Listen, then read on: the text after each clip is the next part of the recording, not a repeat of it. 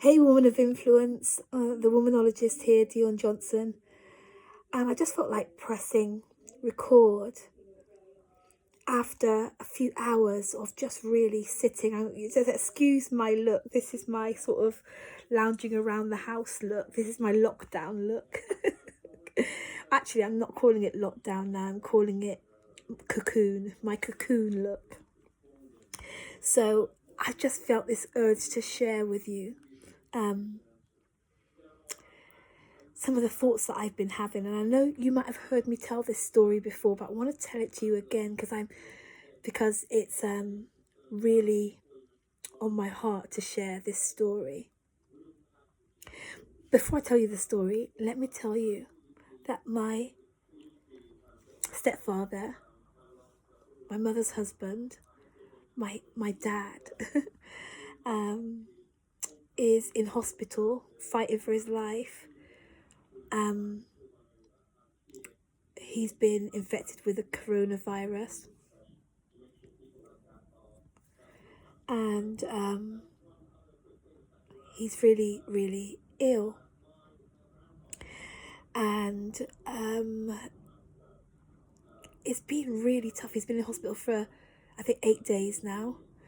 And it's been really tough. And it's been an emotional roller coaster.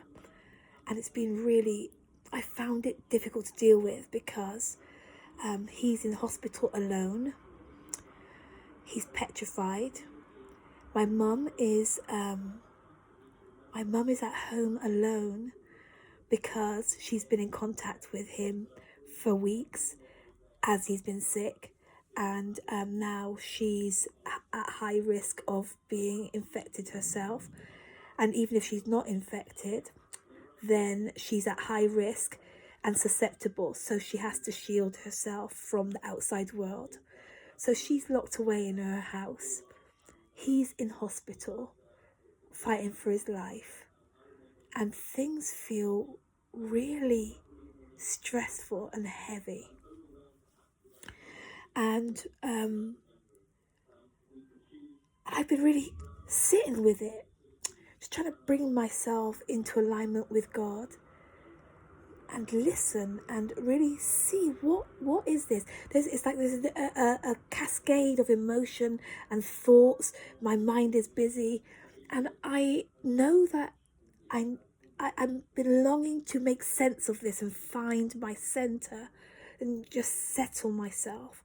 And so I've been doing a lot of praying and a lot of thinking and a lot of talking to God and a lot of journaling and a lot of learning and reading. And this story keeps popping to the surface about when a few years ago, maybe it was 10 years ago now, or even more ago, when I was in Jamaica with my family, and we were staying in a lovely hotel, and we'd go down by the pool and spend the days, by the poolside, sipping pina coladas and just having lovely quality family time.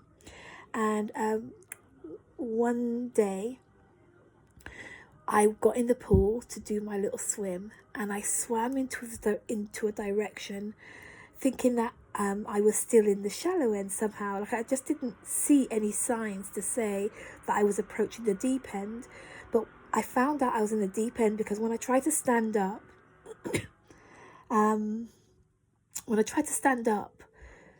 I couldn't stand up. When I tried to stand up, I realized that the bottom was the deep end.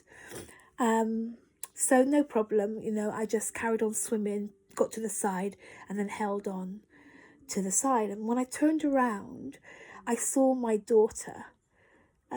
She was young, so this must have been a long time ago. So I saw her coming towards me, following me in the direction that I went in. And there's something in that. There's something in her following my direction. But she got out of her depth. And I knew that she was going to get out of her depth soon. As I saw her coming towards me, I knew that she was going to get out of her depth soon. So I went back to try and meet her. I went back to try and meet her so that when she realised that she was in the deep end, I'd already be with her and I'd be able to help her to safety. I would be able to help her to safety. But when I got to her, it's just a fraction too late. She'd already tried to stand up and realised that she couldn't. So but she wasn't a strong swimmer. So she started panicking. And in her panic, she pulled me from the head down under the water. And this went on for minutes. I don't know how long it went on for. It seemed like a really long time. But she, in her flailing around trying to get safe, she kept me under the water, and I wasn't able to get my head above water. I wasn't able to take a breath. And so this went on for a long while, and we were struggling, and I felt the life leaving me. I felt life draining away. I felt either I needed to take a breath or I was going to die. And this girl was not letting me up for love nor money. And I couldn't speak to her because I was under the water. We were both under the water. We were both struggling to breathe. And I had to conclude. I came to this moment, the moment that's been playing around in my mind even this morning very powerfully, when I realised that this was it, that I was going to die. And in that moment, like miraculously, fear went away, stress went away, and all that was left was this. Honestly, when I look back at it, it was a beautiful calm, and it was a composure, and it was a place of clarity, crystal clear clarity. Okay, it was a place of acceptance. Okay, I'm going to die, and I'm not fighting that anymore. But what I'll do is I will see if I have the strength to give my daughter the best chance of life. I'm going to use my last strength and my last breath to push this girl with all my might and see if I can get her to somehow miraculously go over to the side where she can grab hold and save herself. So with all my might and with all that calm, I pushed my girl. I just pushed her. I didn't even know which direction the side was in, but I just pushed her, just trusting that God was going to get her to the side. And I've been thinking about that moment of complete fearless,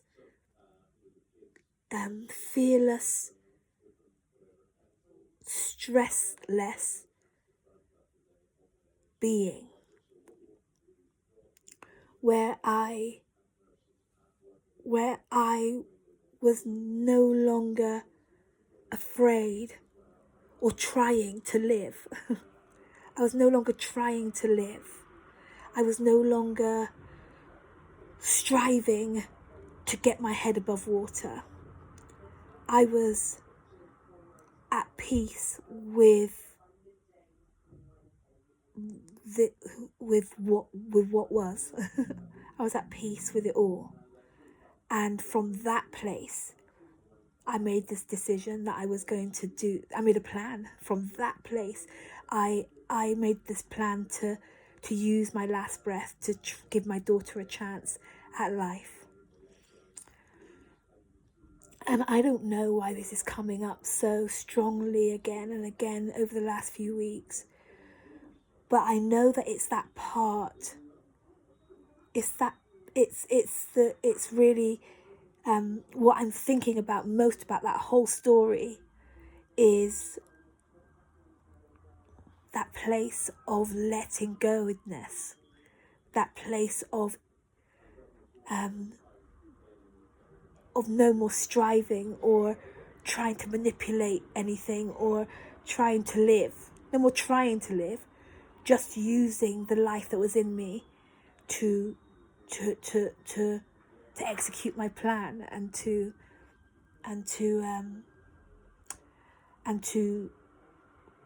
act from that, to be from that place. I don't know if I'm explaining this very well, but the reason I'm sharing it with you is because I feel like it's something that's going to be important to us. It's that this might mean something to you as we get ready for leadership after this. That, you know, as I am dealing with my father's situation and my family situation, my mum's situation, our family circumstances right now, I'm thinking that I could deal with it from that place of letting go-edness and knowing that it's all okay, that I'll just deal with things real time in the present, and that I don't have to be afraid, I don't have to worry, I don't have to stress, I don't have to create drama. I can just, the word is equanimity. I think I'm being taught about equanimity, and that it's going to be something that's really important to us as women of influence as we get past this crisis and into rebuilding our lives and rebuilding our work lives and rebuilding the marketplace that we lead in. That there's something in this, and I'm not sure if I'm making any sense to you right now, and I'm not trying to figure that out, but I did feel like sharing. And so from this place of real letting go-edness, and this place of real surrender, I'm just sharing this with you with love. I'm just curious as to what it's saying to you, if anything.